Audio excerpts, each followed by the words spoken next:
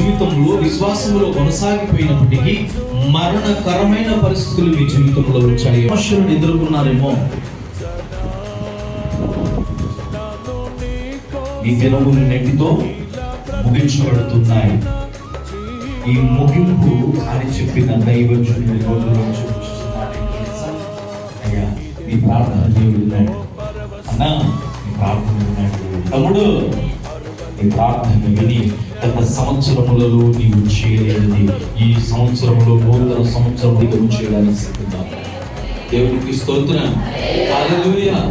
పాపడగా ఇప్పటి వరకు జీవించిన జీవితం కాదు నీకు ఇద్దాం అనుకుంటాను.